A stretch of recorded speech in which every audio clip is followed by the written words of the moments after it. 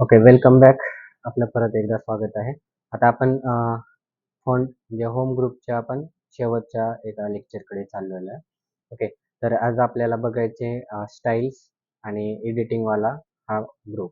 ठीक आहे, आणि क्लिपबोर्ड पण आपण आज पाहणार आहोत. तर स्टाईल्समध्ये पाहण्यासाठी तुम्हाला एक सिंपल कंटेंट जो आहे, आपण एक पॅराग्राफ सिलेक्ट करतो किंवा आपण ऑलरेडी आहे तो पण पूर्ण पॅराग्राफ आपण सिलेक्ट करू शकतो. ओके, तर स्टाईल्समध्ये आहेत ते म्हणजे तुम्हाला डायरेक्टली एक स्टाईल्स दिलेली असते. ती स्टाईल्स तुम्ही जसं फॉर्मॅटिंग करता, ती फॉर्मॅटिंग न करता आपल्याला डायरेक्ट जर कुठली स्टाईल्स अप्लाय करायची असेल, तर ह्या स्टाईल्सचा आपण यूज करू शकतो. जसं की आता इथं बघू शकता आपण इंप्रेस नावाची एक स्टाईल्स आहे. तर याचा यूज करून आपण काय करणार आहोत, तर डायरेक्टली तुम्हाला या ठिकाणी काय होते, की आता हे स्टाईल आपल्याला असाइन करायची गरज नाहीये. म्हणजे आपल्याला स्वतःला फॉर्मॅटिंग द्यायची गरज नाही. आपण डायरेक्टली ती अप्लाय केलेली आहे. तर असे भरपूर काही स्टाईल्स आहेत ज्याच्यामध्ये की त्यांचा फॉन्ट आणि असं एक सेपरेटली फॉन्ट आणि जो पण फॉन्ट साईज असेल, फॉन्ट साईज आहे किंवा मग एक स्ट्रक्चर जे की आपण स्वतः तयार करणार आहोत, तो स्ट्रक्चर ऑटोमॅटिकली याच्यामध्ये असणार आहे. ओके. सोबत इथे तुम्हाला हेडिंग 1, हेडिंग 2, टायटल, सबटायटल असे काही ऑप्शन्स आहेत. तर याचा पण यूज आहे. ह्याचा यूज आपण अनुक्रमणिका तयार करण्यासाठी करणार आहोत. अनुक्रमणिकावर जर डायरेक्टली आपल्याला लिंक द्यायची असेल, तर त्यावेळेस आपण याचा यूज करतो. तसं हे रेफरन्समध्ये तुम्हाला टेबल ऑफ कंटेंटचं एक ऑप्शन आहे. त्यासाठी लागणार आहे. आपण त्यावेळेस पण हे बघणार आहोत. पण सध्याला लक्षात ठेवा, की जर डायरेक्टली तुम्हाला कुठली स्टाईल्स असाइन करायची असेल, तर आपण याचा यूज करू शकतो. सध्या मी नॉर्मलच ठेवते कारण आपल्याला पुढचं कंटेंट घ्यायचं आहे.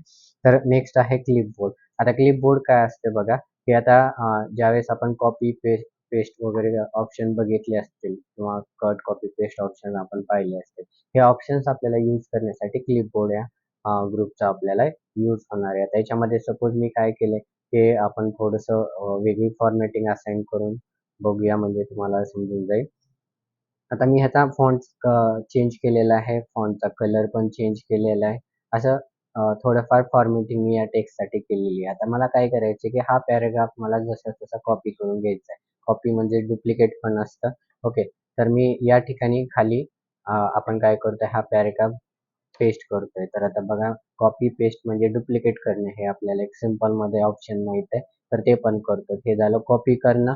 आता सोबत कट करणं काय असतं मग? तर आता मी इरेज करतोय. तर सपोज मी काय केले, की हा पॅराग्राफ परत सिलेक्ट केलेला आहे आणि ह्याला कट केलेलं आहे. तर याचा अर्थ असतो, की आपण ते काढून टाकतो. ओके. पण तुम्हाला इथं एक ऑप्शन भेटतं ते म्हणजे पेस्टचं ऑप्शन. ओके. याचा अर्थ आहे, की आपल्याला कुठला पॅराग्राफ आपण डिलीट केला तर तो पेस्ट होणार नाहीये. पण कट केलेला पॅराग्राफ आपल्याला पेस्ट करता येतो. याला म्हणतात कट पेस्ट. ओके. तर दोन्ही ऑप्शन्स मी या ठिकाणी आपण यूज केले. तर हे कॉपी आणि कटसाठी असतात. आता याच्यासोबतच मी पेस्टमध्ये जे ऑप्शन्स आहेत ते पेस्ट स्पेशल ऑप्शन्स तुम्हाला दाखवतो. याला पेस्ट स्पेशल ऑप्शन असं म्हणतात. आता हे काम कसं करतं बघा, की आता ज्यावेळेस आपल्याला काय करायचं, की मी हा पॅराग्राफ काय करतोय आता कॉपी करतोय. ठीक आहे. आता हा पॅराग्राफ आपण कॉपी केला. पण आता इथं खाली मला पेस्ट करताना जशास तसं येणार आहे. पण मला तसं घ्यायचं नाहीये. मला काय करायचंय, की याची फॉर्मॅटिंग वगळता मला फक्त आणि फक्त टेक्स्ट घ्यायचा आहे. तर अशा वेळेस मी काय करू शकतो, पेस्ट स्पेशलमध्ये जायचं आहे आणि या ठिकाणी तुम्हाला कीप टेक्स्ट ओन्ली हे ऑप्शन आहे, ते यूज करायचंय. ओके. इथं पहिलं जे ऑप्शन असतं ते म्हणजे फॉर्मॅटिंग सोबत. जशीच तशी आपली फॉर्मॅटिंग आहे. हा ऑप्शन काय असतो, तर तुम्हाला टेक्स्ट जसा दिलाय त्यानुसार तुम्हाला त्याला यूज करता येतं. म्हणजे आपण जर सपोज दुसऱ्या फाईल्समधून कॉपी करून इथं पेस्ट करतात आणि दुसऱ्या फाईलचा फॉर्मॅट वेगळा आहे आणि आपल्या सध्या असलेल्या फाईलचा फॉर्मॅट वेगळा आहे. अशा वेळेस तुम्हाला हे ऑप्शन यूज करायचे. म्हणजे मला माझी जी फाईल चालू आहे तसाच फॉर्मॅट मला जर लागणार असेल, तर त्या फॉर्मॅटसाठी आपल्याला हे 2 नंबरचं ऑप्शन यूज करायचं आहे. आणि कीप टेक्स्ट ओन्ली आहे, की तुम्हाला फक्त त्याचा टेक्स्ट येणार आहे. बाकीची फॉर्मॅटिंग तुम्हाला काहीच येणार. आता बघा हे दोन्ही पॅराग्राफ सारखेच आहेत. पण मी ज्यावेळेस पेस्ट केलं, ओके. तर त्यावेळेस काय होतं, की एकदम सिंपल टेक्स्टमध्ये म्हणजे कॅरेक्टर्समध्ये तुम्हाला या ठिकाणी डिस्प्ले होतं. तर हे झालं क्लिपबोर्डचं मेन ऑप्शन्स. आता आणखीन एक ऑप्शन सांगतो, की फॉर्मॅट प्रिंटर नावाचं एक ऑप्शन आहे. आता बघा काय आहे ते, आता याला मी जेवढी पण काही फॉर्मॅटिंग दिलेली आहे, ती फॉर्मॅटिंग तशाच तशी मला दुसऱ्या कोणत्या पॅराग्राफला जर असाइन करायचं असेल, ओके.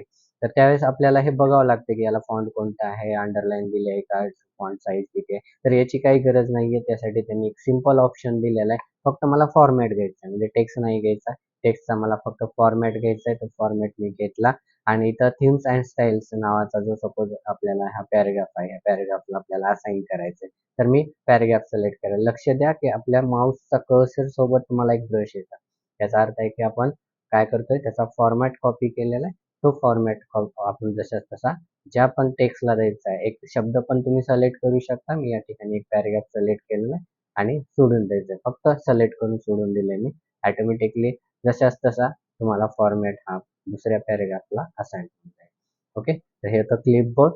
नेक्स्ट जाऊया आपण एडिटिंग ग्रुप. एडिटिंग ग्रुपमध्ये तुम्हाला काय, तर फाइंड हे मोस्ट इम्पॉर्टंट ऑप्शन्स आहे. आता फाइंड म्हणजे बघा की आपल्याला कुठला एक शब्द शोधायचा असेल, ओके, तर त्यासाठी आपण फाइंड हे ऑप्शन तुम्हाला खूप महत्त्वाचं काम करणार आहे. हे आता माझ्याकडे 100-150 पानाचं डॉक्युमेंट आहे. त्याच्यामध्ये मला एक आखी लाईन पाहिजे आहे किंवा एक पॉइंट पाहिजे आहे. तर तो पॉइंट जर मला शोधायचा असेल, तर त्यासाठी मला फाइंड हे ऑप्शन यूज करायचं आहे. मी फाइंड वरती क्लिक केल्यानंतर तुम्हाला इथे एक नेव्हिगेशन येतं लेफ्ट साईडला.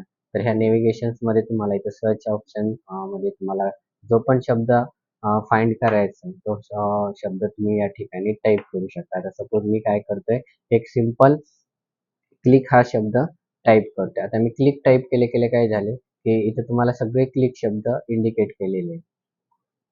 आणि या ठिकाणी तुम्हाला ज्या ज्या पॅराग्राफमध्ये क्लिक हा वर्ड आहे, ओके, तेवढे पॅराग्राफ तुम्हाला दाखवलेले आहेत. म्हणजे मी इथून डायरेक्टली शॉर्टली चेक करू शकतो आणि त्यावरती डायरेक्टली जाऊ शकतो. आता बघा, ह्या ऑप्शनवरती मी क्लिक केले तर तुम्हाला इथं आहे थोडंसं डार्क करून इंडिकेट करतं. म्हणजे तुम्ही ह्या पॅराग्राफ मधला हा क्लिक हा वर्ड तुम्ही या ठिकाणी इंडिकेट केलेला आहे. ओके, तर अशा पद्धतीने आपल्याला कुठला पण शब्द असेल, एक लाईन सुद्धा तुम्ही या ठिकाणी टाइप करू शकता. इथे तुम्हाला रिझल्ट दाखवलेला हेडिंग्स आहेत, पेजेस आहेत, म्हणजे कुठल्या पेजेस मध्ये आहे. सध्या आपल्याकडे एकच पेज आहे, त्याच्यामुळे मी ते दाखवू शकत नाही. पण समजून घ्या की तुम्हाला जसं जर असेल तर तुम्हाला कुठल्या पेजेस वरती आहेत ते सुद्धा तुम्हाला या ठिकाणी इंडिकेट करून भेटून जाईल. ठीक आहे, तर हे झालं फाइंड्स ऑप्शन. आता याच्यासोबत दुसरं एक ऑप्शन आहे रिप्लेसचं. आता सपोज मला काय करायचं की कुठला एक शब्द आहे, मला त्या शब्दाला काय करायचंय की बदलायचं आहे. तर सपोज आपण काय केलेलं आहे की आपल्या ह्या जो पण पॅराग्राफ्स आहेत याच्यामध्ये आपण डॉक्युमेंट हा शब्द वापरलेला आहे. मला काय करायचं, हा डॉक्युमेंट हा शब्द मला एका दुसऱ्या शब्दाशी रिप्लेस करायचे, म्हणजे चेंज करायचे. किंवा चुकून मी काय केले की डॉक्युमेंट हा शब्द लिहिला, इथे डॉक्युमेंट लिहायचं नव्हतं, मला पेजेस लिहायचं असेल. ओके, आता आपण मेन डॉक्युमेंटमध्ये काय होतं की काही काही ठिकाणी आपल्याला मराठीमध्ये जे नाव असतं ते आपण इंग्लिशमध्ये टाईप करताना थोडंसं स्पेलिंग मिस्टेक होते. मग अशी स्पेलिंग मिस्टेक भरपूर ठिकाणी होते. म्हणजे ज्या ज्या ठिकाणी आपण तो शब्द टाकलाय त्या त्या ठिकाणी ती स्पेलिंग मिस्टेक होते. ते जर आपल्याला करेक्ट करायचं असेल तर त्यासाठी तुम्ही रिप्लेस हे ऑप्शन यूज करू शकता. तर या ठिकाणी आपण रिप्लेस ऑप्शन यूज करतोय. आता मी डॉक्युमेंट सिलेक्ट केलं होतं म्हणून हे डॉक्युमेंट आलेलं आहे. ओके, तसं तुम्ही टाइप पण करू शकता. म्हणजे कसं की आता मी ह्याला अनसिलेक्ट करतोय आणि याच्यावरती जातोय, तर इथे तुम्हाला इथे मॅन्युअली टाइप सुद्धा करता येईल. आता बाय डिफॉल्ट आले तर आपण काय करूया की डॉक्युमेंटला मला काय करायचं, डॉक्युमेंट ह्या शब्दाला पेजनी मला रिप्लेस करायचं. म्हणजे पेज सोबत मला ते काय करायचंय, चेंज करायचंय, रिप्लेस करून टाकायचं. आता बघा इथे तुम्ही सिंगल सिंगल पण करू शकता. म्हणजे फाइंड नेक्स्ट जर वापरलं तर तुम्हाला ते इंडिकेट करते की पुढचा वर्ड वर्ड हा आहे, पुढच्या पॅराग्राफ मध्ये इथं आहे. तर तुम्ही 1-2 ठिकाणी चेंजेस असतील तर फाइंड नेक्स्ट करायचंय आणि रिप्लेस करायचंय. Okay, single replace. पण तुमच्या आता पूर्ण डॉक्युमेंटमध्ये ज्या ज्या ठिकाणी डॉक्युमेंट हा वर्ड आहे त्या ठिकाणी मला पेजेस घ्यायचे आहेत, म्हणून मी काय करणार आहे, हे रिप्लेस ऑल हे ऑप्शन यूज करणार आहे. आता इथं बघा, all done, we made 6 replacement. That means काय झालं की आपण 6 रिप्लेसमेंट केलेलं आहे आणि आपलं रिप्लेसमेंट डन झालेलं आहे. ओके, अँड देन क्लोज करा. आता तुम्ही बघू शकता की तुम्हाला जिथं जिथं डॉक्युमेंट वर्ड होता त्या ठिकाणी तुम्हाला काय झालं, पेजेस हा आलेला आहे. तुम्ही वाटलं फाइंड करून बघू शकता. आता मी डॉक्युमेंट हा ऑलरेडी शब्द आहे, मी एंटर करतोय पण तुम्हाला इथं भेटणार नाहीये.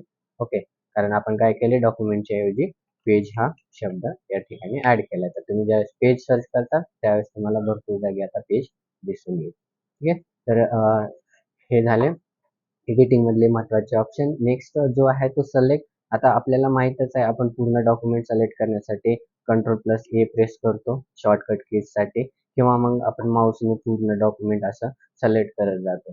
तर हेच ऑप्शन तुम्हाला इथं काय करायचं की सिलेक्ट ऑल द ऑप्शन आहे तुम्हाला, त्याच्यावरती जर क्लिक केलं तर तुमचं पूर्ण डॉक्युमेंट तुमचं सिलेक्ट होणार आहे.